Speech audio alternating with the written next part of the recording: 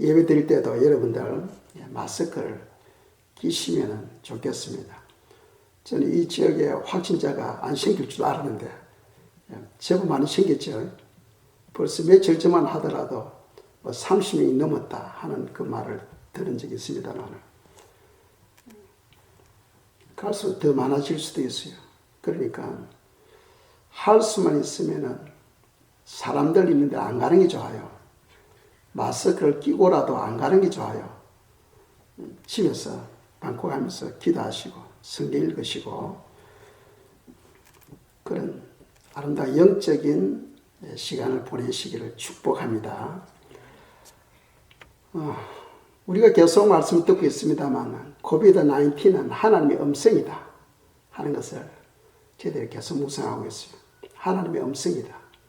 그래서 하나님이 이 코비드-19를 허락하셨고 이것을 통해서 이 땅에 말씀의 기근이 오고 있다. 또 기근이 완전히 온 것은 아니지만은 우리가 이 환경을 통해서 맛을 볼 수 있어요. 아, 이래서 기근이 오는구나 하는 소리가 맛을 볼 수 있어요. 이번 기회에 우리가 자기 자신을 제어할 수 있는, 자기 자신을 컨트롤할 수 있는 그런 시간이 되면 좋겠습니다. 그리고 예전에는 신앙생활을 하는데 타인에 의해서 끌려다니면서 신앙생활을 한 거예요. 그런데 이제부터는 스스로 기도하고 스스로 주님을 찾고 또 영적으로 준비하는 그런 시간이 되면 좋겠습니다. 아시겠죠? 우리가 예배에는 반드시 핏부림이 있어야 된다 하고 말씀드렸습니다. 핏부림이 없는 예배는 주님께서 안 받으십니다. 그래서 성경의 구약을 쭉 읽어보면 딱 두 가지예요. 예배를 위해서 준비해야 될 것 두 가지입니다. 반드시 피제사가 되어야 되고 또 하나는 그 예배를 위한 정성이 있어야 된다 하는 겁니다. 그럼 우리가 오늘날 핏부림이 있으면 어떻게 됩니까? 통회하고 자복하는 회개가 있어야 되겠죠. 통회하고 자복하는 회개로 회개하는 마음으로 은혜의 보좌 앞에 나올 때에 주님께서 피를 뿌려 주십니다. 만약 그것이 없이 그냥 밋밋한 마음으로 그냥 나오면은 그 마음은 주님께 가 있는 것이 아니고 다른 데 가 있어요. 다른 데. 몸뚱아리는 여기 있지만 생각은 다른 데 가 있어요. 그건 진정한 예배가 될 수가 없죠. 그건 정성도 없을 뿐더러 예배자로서의 자격을 갖추지 못한 겁니다. 그래서 이 시간 저희들이 한 번 더 기도하겠어요. 주님께서 내 마음에 십자가에 서신 그 피를 뿌려달라고. 내 마음에. 아시겠죠? 애통하는 마음, 자복하는 마음으로 간절히 주님께 기도를 드리도록 하겠습니다. 사랑의 하나님, 다시 기도합니다. 우리 하나님 주님께서는 십자가에 매달리셔서 아버지 피를 물같이 쏟으셨습니다. 우리 죄를 하나님 씻으시기 위하여, 우리 죄를 해결하시기 위하여 우리의 모든 죄짐을 지시고 고통을 받으셨습니다. 죽으셨습니다.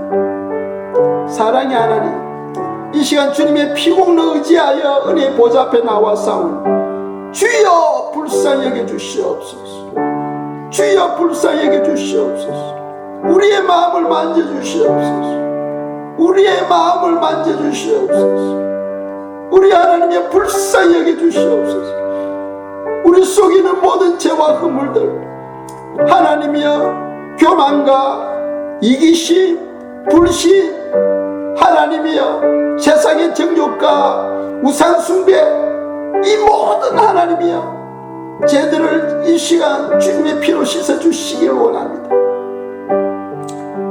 우리 하나님이여 판단한 죄, 교만한 죄, 거짓말한 죄, 아버지 수없이 많은 죄, 이 시간 깨끗이 씻음받기를 원하오니 우리 하나님이여 이곳 예배처에 주님의 피를 뿌려주시고 우리 마음에 주님의 피를 뿌려주시옵소서. 주님의 피를 뿌려주시옵소서. 피 흘림이 없이는 제 사함이 없다 하였사오니 하나님이여, 우리를 살리기 위하여 십자가를 지셨던 주 하나님, 주님의 그 피공을 의지하여 기도하오니 주여 불쌍히 여겨주시고 용서하여 주시옵소서. 용서하여 주시옵소서. 모든 죄가를 도말하여 주시고 하나님, 오늘 이 예배를 통하여 더욱더 주님과 친밀해지기를 원하여 기도합니다. 주님과 온전히 하나 되기를 원하여 기도합니다. 주님의 말씀이 우리 마음판에 새겨지기를 원하여 기도합니다. 주여 도우소서. 주여 도우소서. 주여 도우소서. 깨끗게 하여 주시옵소서. 깨끗게 하여 주시옵소서. 우리 하나님의 깨끗게 하여 주시옵소서. 우리 하나님 도우소서. 아버지, 우리 하나님 아버지, 깨끗한 자에게는 코비드-19 같은 바이러스가 침입하지 못할 줄 믿습니다. 우리 하나님 아버지, 주의 백성들을 지켜주시고 이 모든 환난 중에도 승리할 수 있도록 역사하여 주시옵소서. 예수님 이름으로 감사하며 기도드렸습니다. 아멘.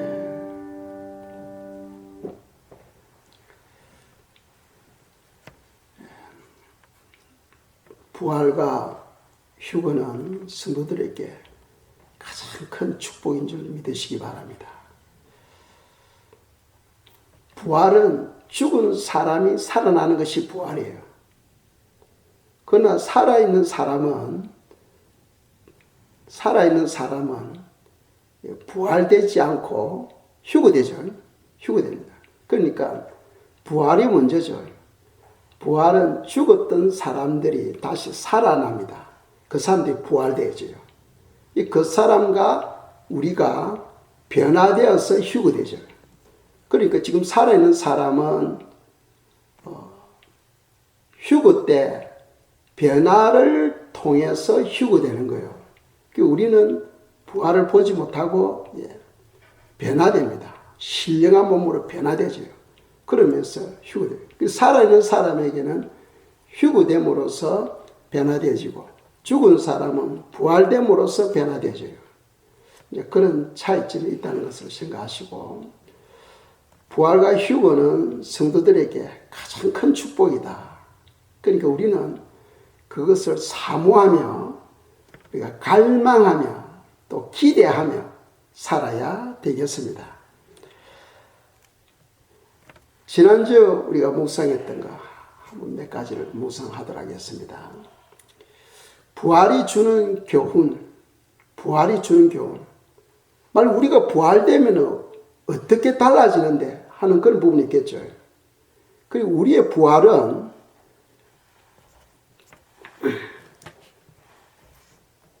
바로 상급을 받는 시간이죠. 상급을 받고 구원이 완성되는 시간입니다. 우리가 이 땅에서 기도하고 또 말씀 읽고 봉사하고 또 사랑을 베풀고 하는 그런 많은 일들이 있잖아요. 이제 그런 것이 바로 상급으로 주어지는 거죠. 그거하고 구원하고는 상관이 없습니다. 그렇죠? 구원은 예수 믿음으로 구원받고, 구원받은 사람이 열심히 주님의 기쁨과 영광을 위해서 헌신함으로써 상급이 주어져요. 그 상급이 언제 주어지느냐? 바로 부활 휴거 때 주어지게 되는 거예요. 부활 휴거 때. 그러니까 우리의 부활은 상급을 받는 시간이에요. 그리고 구원이 완성되는 시간입니다. 십자가를 통해서 우리 제3을 받았다. 그것만 믿으면 반쪽짜리 구원이에요. 반드시 부활도 믿어야 돼요. 예수님 당시에는 사두개인들은 부활을 안 믿었잖아요. 오늘날에도 많은 사람들이 부활을 안 믿어. 부활까지 믿어야 완전한 구원이 이루어지는 거예요. 예수님께서 부활되지 않았다 하면은 다른 역사적으로 위대한 의인들하고 무슨 똑같잖아요. 차이점이 없잖아요. 그런데 다른 위대한 위인들과 다른 차이점이 뭐냐 하면은 예수님은 죽었다가 3일만 다시 살아나셨다는 거예요. 그래서 성경은 예수님이 첫 열매고 그에게 붙어있는 모든 자들이 다 부활되어진다 하는 것을 성경은 우리에게 가르치고 있다는 거예요. 아시겠죠? 그래서 우리가 부활에 대한 그런 소망을 가져야 되겠습니다. 그래서 우리의 부활은 첫째로 상급을 받는 시간이고 구원이 완성되어지는 시간이다 하는 것이고, 두 번째로 우리의 부활은 사단으로부터 완전히 해방되는 시간이다. 사단으로부터. 이 사단이 하는 일이 많잖아요. 욥에게 사단이 가서 무엇을 줍니까? 병을 주죠. 몸에 악창이 나도록 병을 주고 사고를 당하게 하죠. 강풍이 불어서 집이 무너지면서 10자녀들이 다 죽어버려요. 이 사단이 우리 삶에 고통을 주는 거예요. 우리의 삶을 혼미하게 하고 힘들게 하는 거죠. 영적으로 성장하지 못하도록 사단이 끊임없이 미혹시키고 방해합니다. 그런데 우리가 부활됨으로써 사단으로부터 완전히 해방되어 버린 거예요. 이제 더 이상 사단으로부터 우리가 미혹을 받지 않습니다. 공격을 받지 않습니다. 얼마나 좋아요. 그리고 세 번째로 우리의 부활은 염려나 고통이나 사망이 없이 주님과 새롭게 출발하는 시간이죠. 일단 우리 예수님 믿음으로써 주님과 동행해요. 지금은 우리가 주님과 동행하지만은 지금은 우리에게 염려도 있고 고통도 있고 죽음도 있잖아. 그런데 부활되었을 때는 그 모든 염려와 고통과 죽음은 다 떠나가버려요. 다 떠나가는 거예요. 그러니까 천국에 없는 것을 한두 가지로 예를 든다면은 병원이 없어. 요즘은 병원에 너무 사람들이 많아가지고. 예. 그런데 천국에는 병원이 없어. 그리고 공동묘지도 없어요. 왜? 죽음이 없으니까. 그러니까 이 부활되면 염려도 없고 고통도 없고 죽음도 없으니까 성령 안에서 의와 평강과 희락이라. 의와 평강과 희락. 성령 안에서. 그러니까 낙원이에요. 성도들은 그런 곳을 소망하며 우리가 살아야 되겠습니다. 이 부활이 주는 교훈, 놀라운 거죠. 부활됨으로써 엄청난 상급을 받게 되고 구원이 완성되게 되고 부활됨으로써 사단의 모든 공격으로부터 해방되어 버리고 부활됨으로써 이제 신령한 몸이 되어서 주님과 함께 영원히 함께 살게 되는 그런 축복을 갖게 되는 거예요. 그렇다면 우리가 이제 부활을 준비해야 됩니다. 성경은 부활을 준비하라고 되어 있어요. 예수님을 믿으면은 그냥 부활은 저절로 다 된다 하는 게 아니고 예수 안에 있는 성도들에게 부활을 준비하라 하고 성경은 교훈하고 있다는 거예요. 그렇다면 우리가 어떻게 부활을 잘 준비할 수 있느냐? 첫째로는 주님과 좋은 관계를 가져야 돼요. 밀접한 관계. 왜? 그분이 하시는 말씀이 내가 바로 부활이요 생명이 됐거든.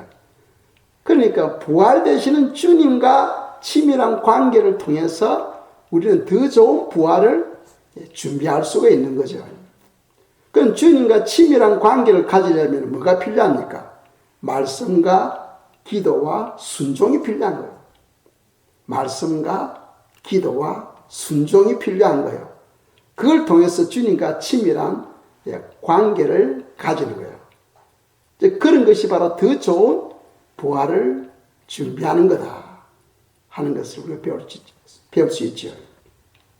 그래서 고린도전서 15장은 부활장이거든요. 그 부활장의 마지막 결론이 15장 58절 아닙니까? 그러므로 내 사랑하는 형제들아 견실하며 흔들리지 말며 항상 주일에 더욱 힘쓰는 자들이 되라. 이는 너희 수고가 주 안에서 헛되지 않는 줄 압니다. 우리가 주님의 이름으로 봉사하고 헌신하고 하는 이 모든 것이 헛되지 않고 다 상급으로 주어지니까, 더 아름다운 부활로 주어지니까 거기에 대한 소망을 가지고 살아라 하고 교훈하고 있는 거죠. 그래서 우리가 더 좋은 부활을 준비하기 위해서는 주님과 친밀한 관계를 가져야 된다. 그리고 두 번째로는 많은 좋은 열매를 맺어야 된다. 이 주님은 열매로 우리를 평가하니까 예수님 믿는다 하면서 열매 없는 사람이 얼마나 많아요. 오히려 불신자들보다도 더 좋지 못한 열매를 맺는 사람들이 많아. 그런데 성경은 네가 신앙생활 얼마나 됐느냐 그걸 묻지 않고 열매를 본다. 열매로 평가하겠다. 열매로.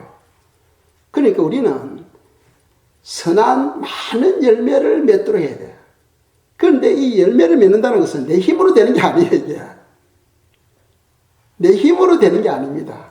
자기 힘으로 될 수 있는 것도 예수님 안 믿어도 선한 열매를 맺을 수 있잖아. 그래서 사람들이 이런 질문을 해요. 목사님, 예수를 안 믿어도 착하게 사는 사람들이 많잖아요.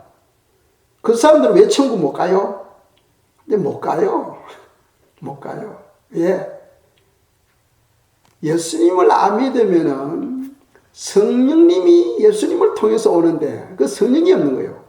물과 성령으로 거듭나지 않으면 하늘나라에 못 들어간다고 성경은 말씀하고 있어요. 그리고 그 열매란 것은 성령님의 도우심이 없이는 맺을 수 없어요. 내 힘으로, 내 의지로, 내 방법으로, 내 지식으로 애써도 성령님의 도우심이 없이는 그 열매가 되질 않습니다. 그래서 반드시 성령님의 도우심 안에 있을 때는 내가 안 맺으려고 해도 저절로 열매는 맺어져. 저절로. 이 열매는 저절로 맺어진다고 요한복음 15장에서 말씀하고 있는 거죠. 저절로 맺어지는 거예요. 왜? 성령 하나님의 인도를 받아서 살아갈 때는 열매는 저절로 맺어지게 되는 거예요. 그러니까 열매하고 성령님의 역사는 뗄 수 없는 관계예요. 뗄 수 없는 관계입니다. 그래서 우리가 많은 열매를 맺으려면 성령 충만을 받아야 돼요. 성령 충만을 받으려면 말씀과 기도 생활을 게을리하면 안 되죠. 그렇죠. 사도들도 성령 충만을 받았을 때는 마가의 다락방에 모여서 10일 동안 기도에 전념했다. 기도에 전념했다. 그리고 예외가 없어요. 사도들조차도 예수님의 어머니 마리아조차도 10일 동안에 기도에 전념했을 때에 성령 충만을 받게 된 거예요. 그건 예외가 없어요.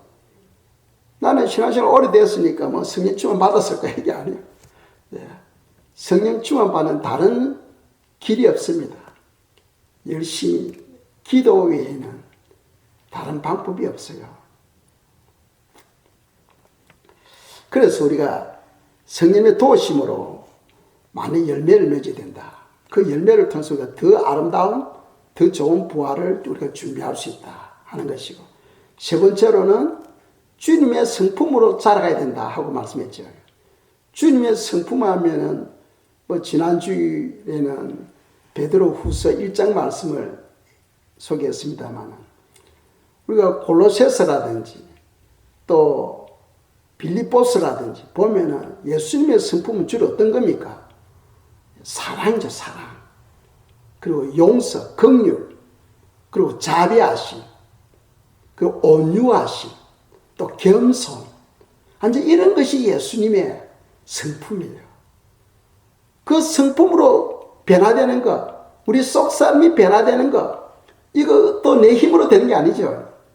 성령님의 도우심이 없이는 변화가 안 돼. 아무리 신앙생활 오래돼도 저 인간 그때는 지금이랑 똑같다 하는 이야기를 많이 하잖아요. 변화가 안 돼요. 그 성령님이 만져줄 때 완전히 바뀌어지는 놀라운 역사들이 일어나는 거예요. 그리고 우리 속사람의 변화, 하나님의 성품으로 변화되어지는 것, 그는 성령의 역사에 의해서만 가능한 거예요. 아무리 뭐 설교를 잘 듣는다고 되는 게 아니에요. 성령님의 역사, 성령님이 내 안에서 일을 하지 아니하면 변화가 일어나지 않습니다. 그래서 우리 속 사람이 하나님의 성품으로 변화되어짐으로써 주님과 우리가 하나가 되는 거예요.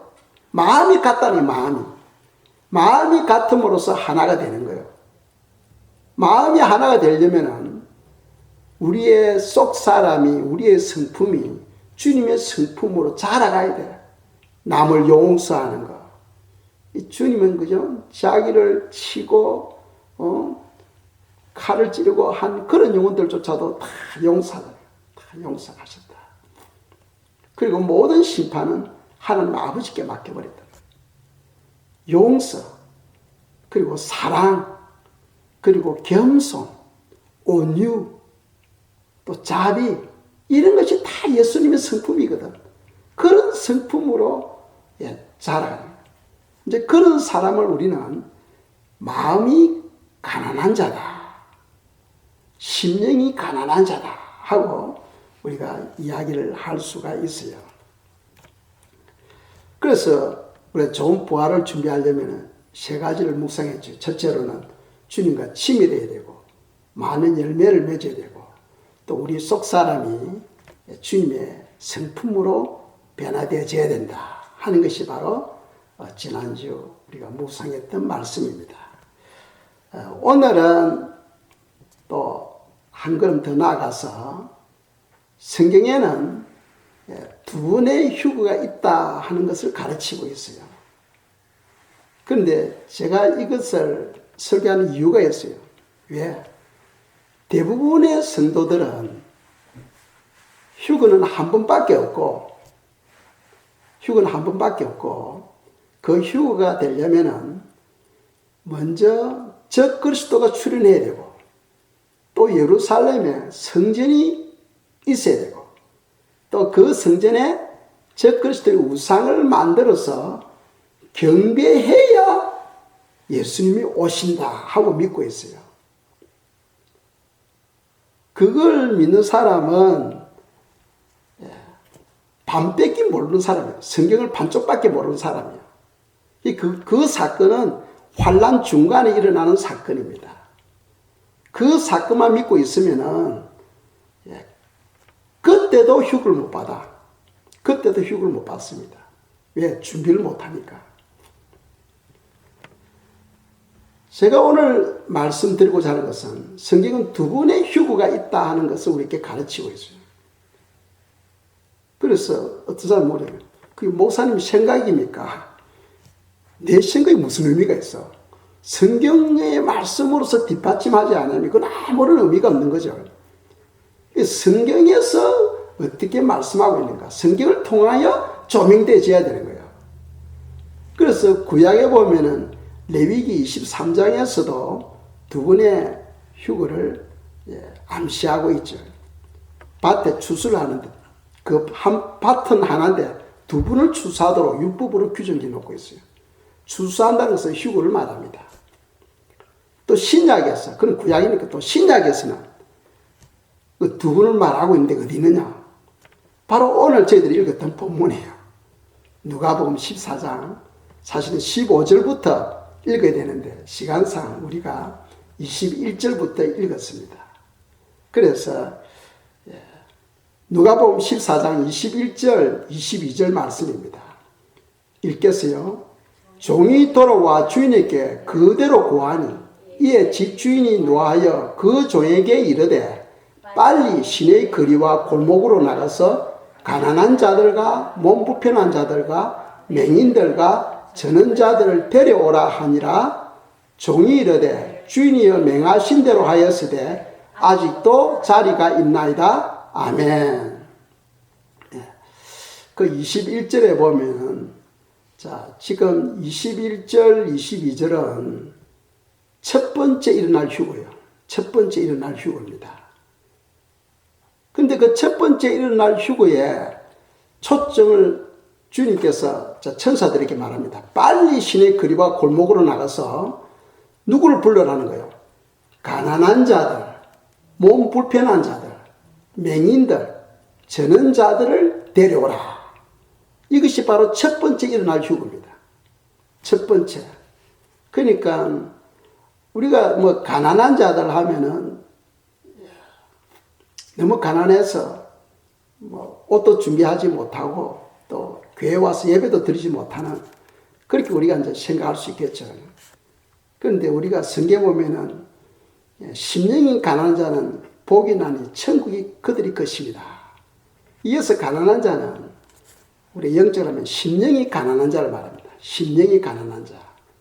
또 다른 말로 하면은 하나님을 경외하는 자. 또 예수 그리스도를 사랑하는 자. 즉 사랑을 실천하는 자입니다.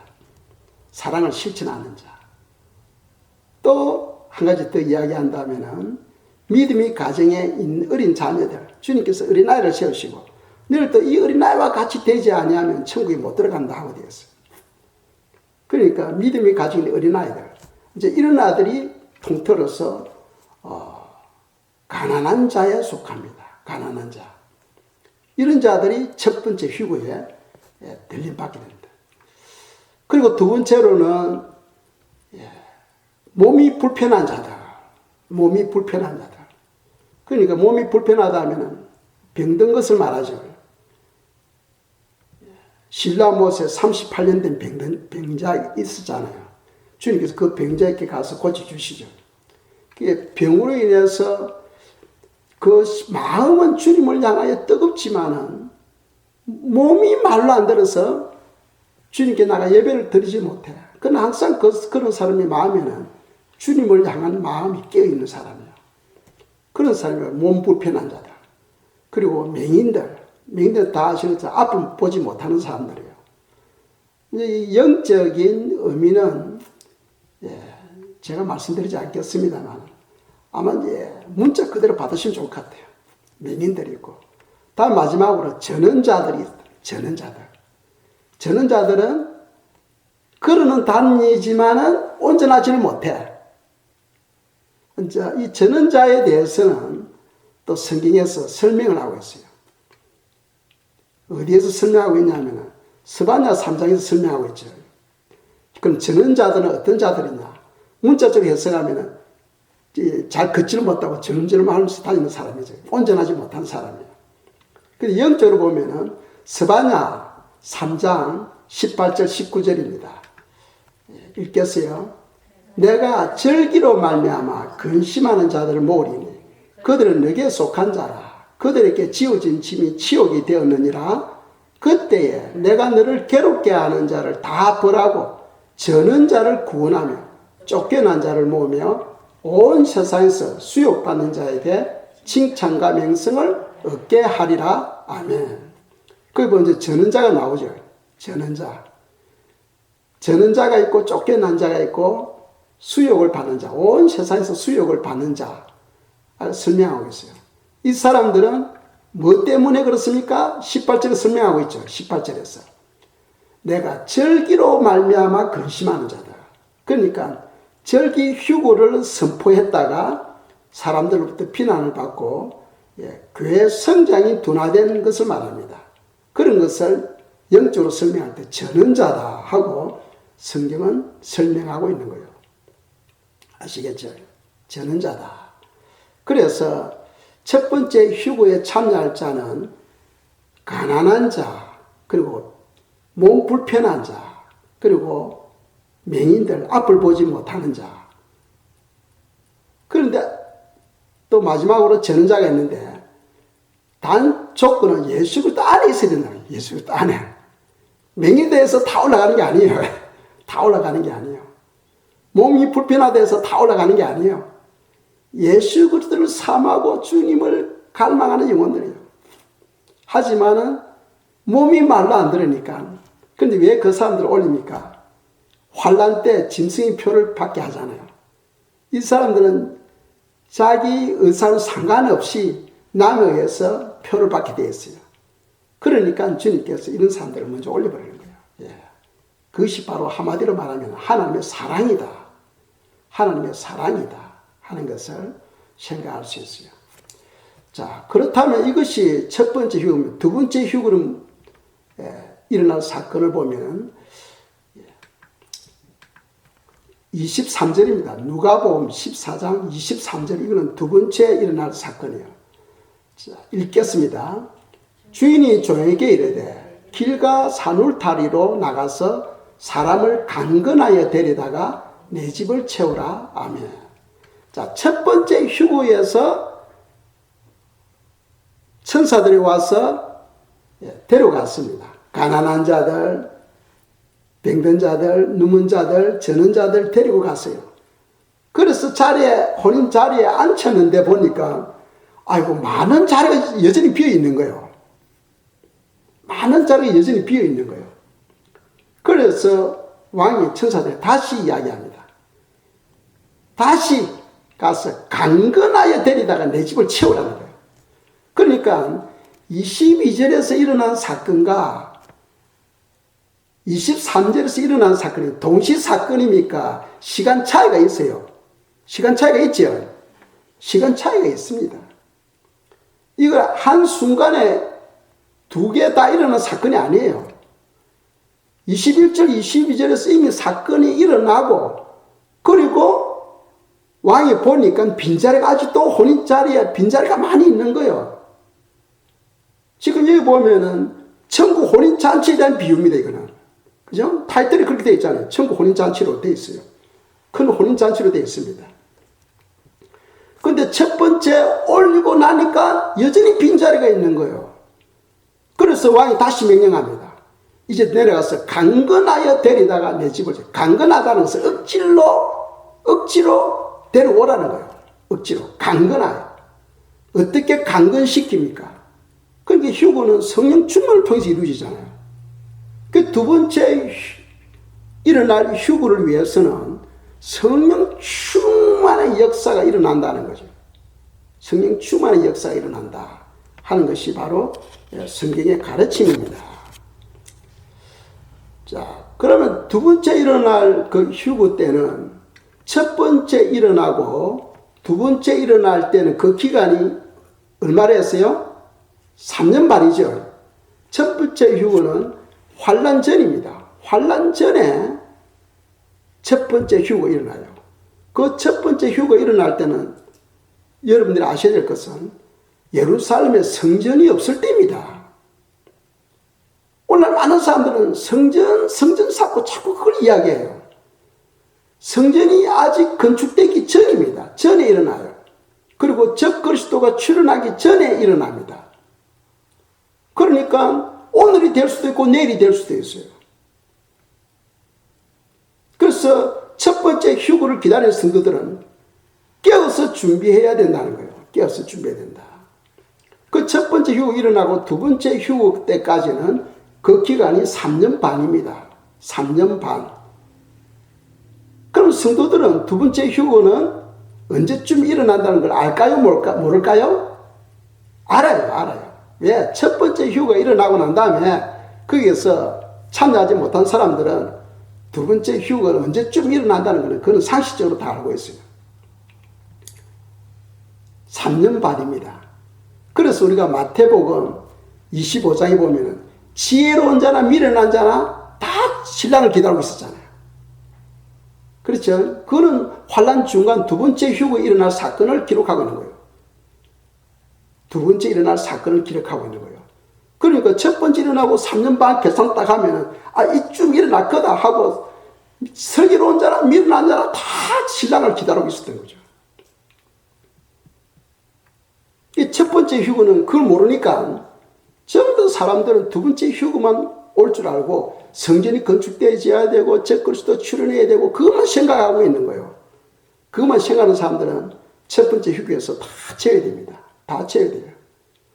그래서 제가 이것을 설교하는 이유도 첫 번째 휴거를 알고 준비해야 된다 하는 것을 깨우쳐 주기 위해서 말씀드리는 거예요.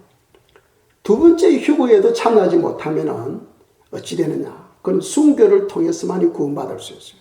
순교를 통해서만이. 그러니까 즉 못해도 두 번째 휴거는 참여해야 되는데 첫 번째 휴거를 참여하지 못하는 사람은, 준비하지 못한 사람은 두 번째 휴거 준비하는데 상당히 어렵다 하는 것을 기억하시면 좋겠습니다. 그렇다면 첫 번째 휴거가 일어났어요. 일어나고 두 번째 휴거가 일어날 때 그 3년 반 사이에 일어날 사건들이 어떤 사건이 있는가 하는 겁니다. 그 3년 반 사이에 일어날 사건은 일단 첫 번째 휴거가 일어나고 난 다음에 믿음이 사람들이 놀라겠죠. 자기 믿음의 가정에 자녀들이 없어져 버립니다. 자녀들이 없어져 버려요. 그리고 주위에서 믿음의 사람이 한 명 두 명씩 없어져 버려요. 그러니까 이거는 왕창 일어나는 사건이 아니고 아주 소수의 사건입니다. 소수의 사건이기 때문에 처음에는 동요하다가 나중에는 금방 평강을 찾아요. 왜? 자기 주위에 돌아보니까 아는 사람들이 다 남아있거든. 다 남아있으니까 마음의 평안을 찾습니다. 아시겠죠? 그러니까 첫 번째 휴거에 참여하는 사람은 소수다 하는 것을 기억하시고, 그리고 휴거가 첫 번째 휴거가 일어나고 난 다음에 이제 적 그리스도가 출현하게 됩니다. 지금 적 그리스도 공중것을 지고 있잖아요. 그래서 요한계시록 12장에 보면 하늘에서 전쟁이 일어납니다. 그 전쟁을 통하여 적 그리스도가 지상으로 쫓겨내려와요. 그래서 성도들에게 대한 원한을 품고 성도들과 싸우려고 준비하게 되는 거죠. 지상으로 쫓겨내려와요. 이 적 그리스도가. 그래서 이 적 그리스도가 자기 자신을 드러내게 됩니다. 출현하게 되죠. 그는 드러낼 때는 내가 적 그리스도다고 드러내는 것이 아니고 이스라엘 백성들이 그리스도 메시아로 추대하게 되는 거예요. 메시아로. 지금 이스라엘 백성들은 메시아를 기다리고 있잖아요. 예수님을 안 믿고 있죠. 메시아를 기다리고 있습니다. 그들이 기다리는 메시아가 결국 누구라는 거예요? 예수님이 아니니까 그건 적 그리스도예요. 그래서 이 적 그리스도가 출현하게 되고 이 적 그리스도가 이스라엘과 평화 조약을 맺게 돼요. 그 3년 반 사이에. 그 대환란이 7년이면 전반기 대환란입니다. 그 사이에 이스라엘과 평화 조약을 맺게 되고, 그리고 이스라엘이 성전을 건축하게 됩니다. 성전 건축하는데 길어봤자 6개월이고 2, 3개월이면 성전 건축이 끝나버린답니다. 요즘은 미리 자재가 모두 다 준비되어 있어요. 그냥 갖다 놓기만 하면 되는 거예요. 그러니까 빠르면 한 달 안에 끝내버릴 수도 있다 하고 과학자들은 말씀하고 있어요. 성경학자들은 그렇게 말씀하고 있어요. 길어봤자 6개월입니다. 그러니까 적 그리스도에 의해서 평화조약이 이스라엘과 맺게 되고 성전을 예루살렘에 건축하게 됩니다. 그리고 이스라엘 백성들은 구약처럼 제사를 드리게 돼요.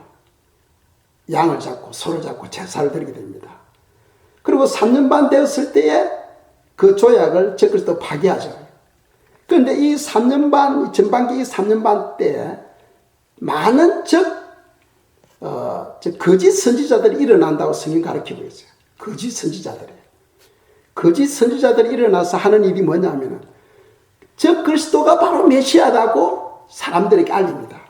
어떻게 알리느냐? 엄청난 권세와 능력으로서. 그러니까 사람들은 기적 앞에서는 뿅 가버리잖아. 그렇죠? 사람들은 기적 앞에서는 다 뿅 가버려요. 우리는 기적도 믿지만 더 중요한 것은, 기적보다 더 중요한 것이 뭡니까? 하나님의 말씀이에요. 그래서 우리가 늘 말씀을 붙잡아야 되는 거예요. 기적 위에 말씀이 있는 거예요. 그런데 세상 사람들은 그걸 모르니까 말씀 위에 기적이 있는 줄 알아. 그러니까 거짓 선지자들이 엄청난 능력으로서 사람들을 미혹하게 됩니다. 그런데 우리는 금방 알 수 있잖아요. 아무리 메시아를 하더라도 그는 적 그리스도다 하는 걸 알 수 있어요. 또 거짓 선지자다는 걸 알 수 있어요. 왜? 예수 그리스도를 메시아로 믿지 아니하는 것은 다 적 그리스도, 거짓 선지자로 우리는 알고 있으면 되는 거예요. 그래서 성도들은 금방 분별할 수 있어요. 이제 말씀이 없는 사람은 분별하지 못합니다. 그리고 또 거짓 선지자가 하는 일은 적그리스도의 우상을 만들게 됩니다. 우상을 만들고 그 우상이 말을 하게 해요. 우상을 만드는데 이 우상이 말을 하는 거예요. 말을. 능력을 주니까. 우상에게 능력을 주니까. 그러니까 이 거짓 선지자가 엄청난 능력이죠. 엄청난 능력입니다. 그 사람들은 막 다 그냥 뿅 가버려요. 그냥 다 가버립니다. 그래서 희한하게 사람들이 거짓 선지자를 믿게 되고 적그리스도를 믿게 되는 거죠. 그리고 적그리스도를 따르게 된다 하고 성경 가르치고 있어요. 또 이 기간에 두 증인이 활동하게 됩니다. 하나님이 보내신 두 증인이 활동하게 돼요. 그 두 증인이 무슨 일을 하느냐? 바로 성도들을 올바른 길로 인도하고 또 하나님의 말씀을 가르치고 또 성령으로 충만받게 하고 두 번째 휴거를 위해서 준비하도록 하는 일을 하게 되는 거죠. 그럼 그 두 증인이 누구냐? 뭐 많은 신학적으로 학설이 있습니다만은 저는 모세와 엘리야로 믿어요. 저는. 왜 그러냐? 예수님이 변화산에서 누굴 만납니까? 모세와 엘리야를 만나서 의논합니다. 그걸 볼 때 이 주님이 다시 오실 때도 주님께서 모세와 엘리야를 보내셔서 성도들을 준비시키는 일을 하게 될 것 같다 하고 믿어요. 모세의 사역은 뭡니까? 구원 사역이죠. 모세의 사역은 구원 사역입니다. 출애굽시켜서 이스라엘 백성들을 구원시키는 사역이고 엘리야 사역은 뭡니까? 회복시키는 사역이에요. 이미 가나안 땅에 와서 살면서 타락한 이스라엘 백성들을 영적으로 다시 회복시키는 사역이 바로 엘리야의 사역이에요. 그래서 이 두 증인이 하는 사역이 바로 모세의 사역, 엘리야의 사역이다 하는 것을 우리가 믿으면 좋을 것 같습니다. 그리고 또 사명자라는 게 있어요. 사명자. 하나님께서 이 사명자를 세우시는데 왜 사명자를 세우느냐? 첫 번째 휴거에 사명자를 올려버리면은 그 다음에 두 번째 휴거를 위해서 성도들을 준비시킬 온전한 사람이 없는 거예요. 온전한 그 사람들을 위해서 사명자들은 첫 번째 휴거에서 참여하지 않게 하고 남게 해서 성도들을 교육시키는, 준비시키는 일을 하게 됩니다. 요엘서 2장 32절 읽겠습니다. 누구든지 여호와 이름을 부르는 자는 구원을 얻으리니 이는 나 여호와의 말대로 시온 산과 예루살렘에서 피할 자가 있을 것이며 남은 자 중에 나 여호와의 부름을 받을 자가 있을 것임이니라. 아멘. 피할 자는 바로 휴거될 자고 남은 자도 있다. 남은 자. 그 남은 자는 여호와의 부름을 받아서 지금 1차 휴거되지 못한 성도들을 준비시켜서 성령 충만시켜서 휴거되도록 하는 일을 하게 된다는 거죠. 그러고 난 다음에 이제 3년 반 되면은 두 번째 휴거가 있게 되죠. 그것이 바로 요한계시록 10장 7절에 나오는 말씀입니다. 읽겠어요? 일곱째 천사가 소리내는 날 그의 나팔을 불려고 할 때에 하나님이 그의 종 선지자들에게 전하신 복음과 같이 하나님의 그 비밀이 이루어지리라 하더라. 아멘. 그 복음과 같이 하나님의 그 비밀이 이루어지리라. 복음의 가장 핵심이 뭡니까? 부활휴거거든. 부활휴거. 그것이 바로 그 비밀이 이루어진다는 거죠. 그러니까 이때가 언제냐? 바로 첫 번째 일어나고 3년 반 되었을 때 바로 환란 중간입니다. 그때 두 번째 휴거가 일어나게 된다 하는 것을 성경은 가르치고 있어요. 그래서 제가 이것을 말씀하는 이유는 뭐냐면 조금 전에도 말씀드렸지만 첫 번째 휴거를 믿지 아니하면 두 번째 휴거 기다릴 때 성도들이 전혀 준비하지 못하고 있다는 거예요. 전혀 준비하지 못하고 두 번째 휴거도 참여하기 힘들다 하는 겁니다. 그러나 첫 번째 휴거를 준비하는 사람들은 두 번째 휴거는 쉽게 통과할 수 있어요. 쉽게.